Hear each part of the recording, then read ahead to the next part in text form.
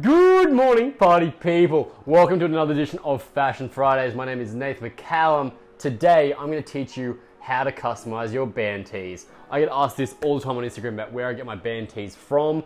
Most of them are vintage. Some of them, like the one I'm wearing right now, are actually my own design. So this is what I did as a little tribute to Slayer for Milestone Strength.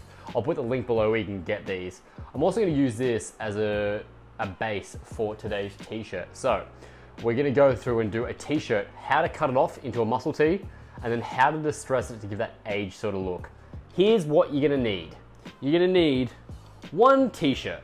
Next, you're going to need one pair of scissors, one craft supplies knife, and lastly, a kitchen fork.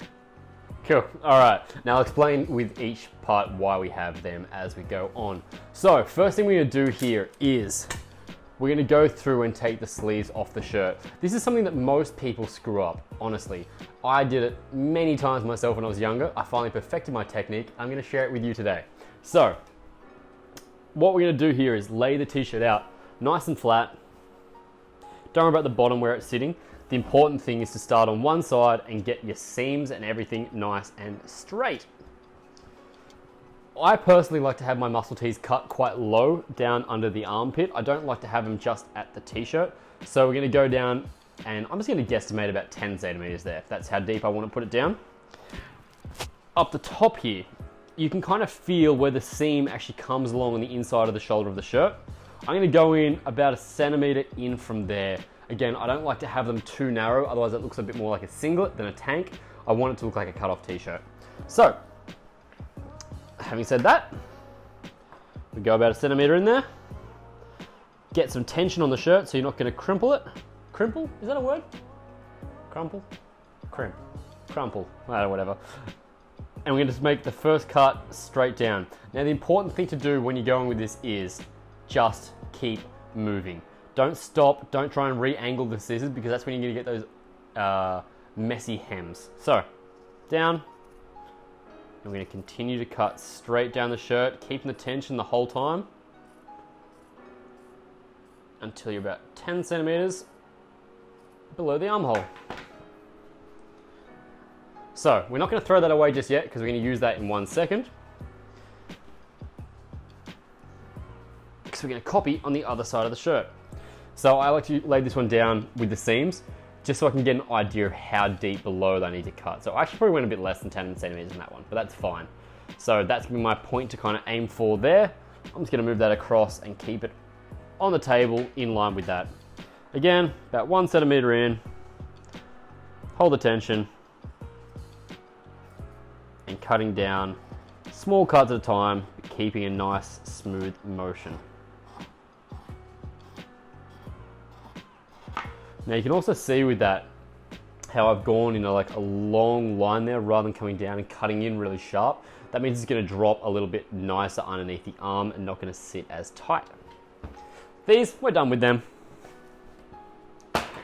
Alright, that's it. You now have a muscle tee. Now the next thing I like to do here is I actually get my hands and I run them just around the edge of the fabric there. This is going to help roll the material. Because it's a raw edge, it can fray a little bit. This just stops with the fraying and kind of gives it that look that it's going to sit like when it's on your body. Same with the other arm. Nice and simple, rolling it through. Now, you'll see at the bottom here, often you'll have the seam cutting out at the top. I just go through and cut that down, like so.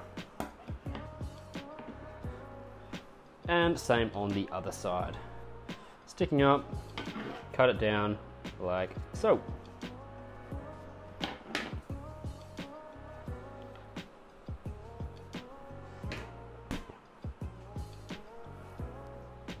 Perfect. Now it's even on each side, sitting down around the shoulders. Again, you don't need to be too perfect with this. That's the beauty of a cut-off t-shirt. If you have it too perfect, it looks like it's made like that. You want to have it so it looks like it's raw and ready to go. Now, for the next step, we're going to go through and give it a bit more of a distressed feel. That's where the next two tools come in. We got our craft knife here. If you are young and you're watching this, make sure you got your parents' permission. And a kitchen fork. Now this is my own little technique that I really like. Hopefully you guys will pick it up and give it a go yourselves. We're going to start with this one. So A lot of old band tees, you see they've got that little moth hole eaten look around, often around the collar, around the seams. We're gonna go through and create that with our fork. The secret to this is, again, get some tension, fork in, and press. It's nice and simple. Don't go too overboard with this.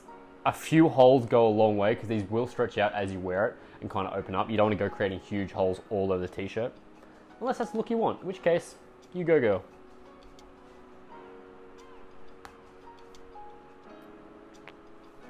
So I'm going to put a few up near that one. I'm going to put a few over the shoulder here. And just press through.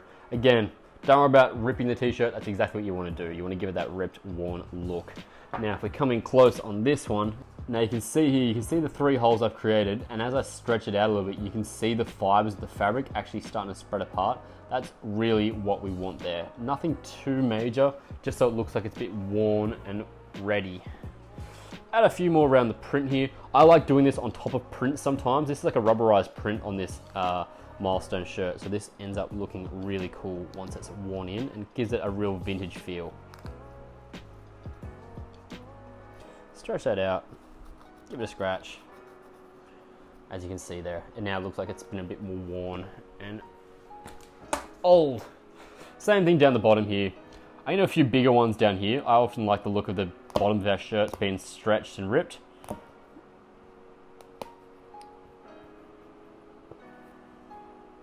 And I'd also suggest don't always put all 4 prongs through because then it just looks the same everywhere. Sometimes you just want to put the corner in and just rip it maybe once. Cool. A few more over here. Again, not being too careful, a bit more haphazard.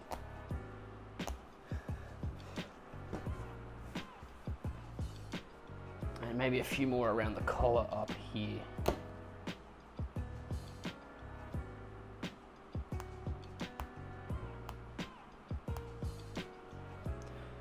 Perfect.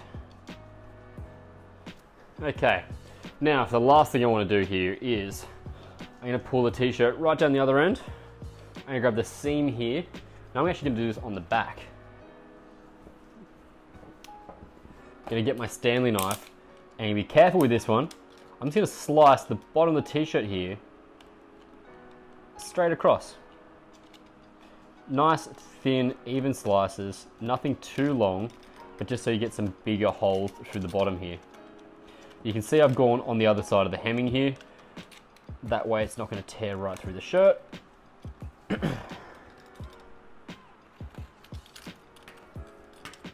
I'll do that over here too. And one more here. So you can see that kind of like loosens it up and makes the t-shirt look like it's been worn through and thrashed around the bottom. The same on the front.